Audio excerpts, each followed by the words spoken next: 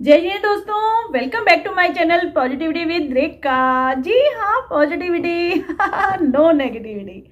आज इस नए दिन की नई शुरुआत बहुत ही सुंदर पॉजिटिव विचार के साथ। मुझे पूरा विश्वास है कि आप सब बहुत अच्छे होंगे, स्वस्थ होंगे, मस्त होंगे। बचपन और बुढ़ापा, अरे अरे रेखा जी, ये क्या मेल मिला दिया आपने। कहाँ प्यारा सा निश्चल बेफिक्र बचपन और कहाँ चिंताओं से भरा हुआ, बोझ से भरा हुआ, बीमारियों से भरा हुआ बुढ़ापा। छोटे छोटे प्यारे से बच्चे, खिलता हुआ मासूम चेहरा, किसी बात की कोई फिक्र नहीं, कोई टेंशन नहीं, बस अपनी मस्त मौला सी जिंदगी में प्यारे प्यारे बच्चे अपने खेलते रहते हैं, मस्त रहते हैं। बचपन की दुनिया कल्पनाओं से भरी हुई होती है, अनजानी, अनदेखी, और उनके सपने वो तो पता नहीं कहाँ से आते हैं उनके दिमाग में, जो वो अपनी ही दुनिया में बना लेते हैं और कोशिश करते हैं कि वो पूरे भी हों। यही प्यारा सा खिलता हुआ सा होता है बचपन। अब बात करते हैं बुढ़ापे की। बुढ़ापा, बुजुर्ग, सीनियर सिटीजन, ये सब कहते ही सुनते ही हमारे दिमाग में एक छवि बनकर आ जाती है। बूढ़े, बीमार, मजबूर, असहाय, बीमार व्यक्ति जो जिंदगी की जद्दोजहद को सहते हुए, समस्याओं को सुलझाते हुए, उतार चढ़ाव को देखते हुए आज इस पड़ाव पर पहुंचते हैं। उनकी आंखें बीते हुए समय की न जाने कितनी कहानियां कहती हैं। उनके अनुभव उनकी पूरी जिंदगी का निचोड़ होते हैं। उन्हें किसी किताबों को पढ़ने की जरूरत नहीं होती। उनके खुद के आजमाए हुए जिंदगी के सबक खुद ही एक किताब बन जाते हैं। शायद अपनी चार दीवारी से कभी बाहर भी ना निकले हों, या फिर अपने शहर से, अपने गांव से, पर पूरी दुनिया का अनुभव, समझ, दुनियादारी सब कुछ उनके पास होती है। यदि कोई बुजुर्ग व्यक्ति किसी शारीरिक समस्या से या मानसिक समस्या से जूझ रहा है, परेशान है, दुखी है, उसकी जिंदगी बहुत ही दुर्भर हो जाती है।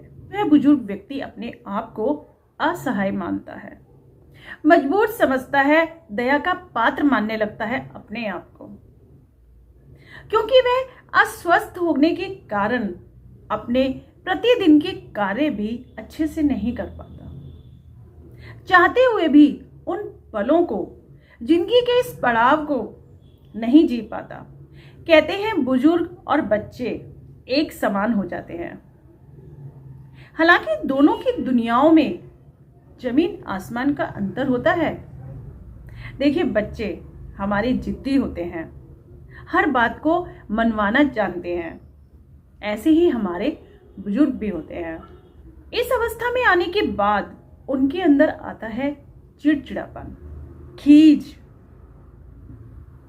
स्वभाव में अंतर आ जाता है, बोलने में, चलने में, बात करने में, जिसे हम कहते हैं उनका जिद्दी स्वभाव।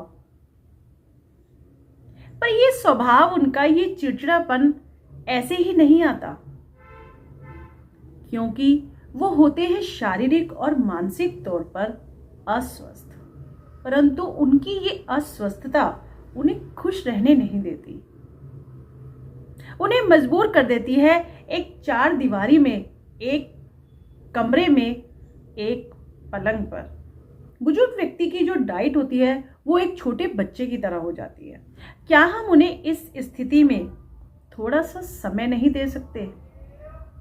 उनके साथ, उनको समझते हुए, उनके स्वभाव को जानते हुए उनके साथ थोड़ा सा समय नहीं बिता सकते? प्यार से बात नहीं कर सकते? हाँ, वो एक ही बात को शायद 10 बार या 50 बार बोलते हैं, पर क्या बचपन में हम भी ऐसे नहीं थे? एक ही चीज को बार बार, असंख्य बार करना और कहना, और शायद यही समानता होती है बचपन में और बुढ़ापे में। शारीरिक रूप से अस्वस्थ होने के कारण वो क्या क्या झेल रहे हैं, क्या महसूस कर रहे हैं,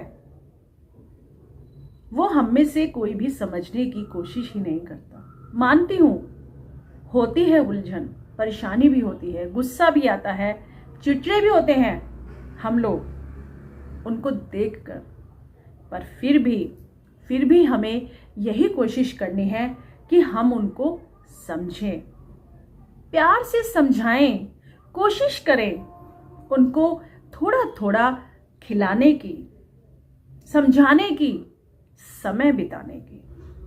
देखिए, हम अपने छोटे बच्चों को भी तो संभालते हैं ना, उनकी हर बात मानते हैं, क्योंकि हमें पता है कि उनके अंदर अभी इतनी समझ नहीं है। बचपन और बुढ़ापा दोनों को ही समझना है और साथ लेकर चलना है। तो मेरे इस विचार पर जरूर सोचिएगा, समझिएगा, और जितना भी कर सकते हैं हम बुजुर्गों के लिए, अपने बड़ों के लिए, उतना हमें जरूर करना है। ऐसे ही पॉजिटिव विचारों के साथ आपसे मिलती रहूंगी, शेयर करती रहूंगी अपने अनुभवों को, अपने विचारों को।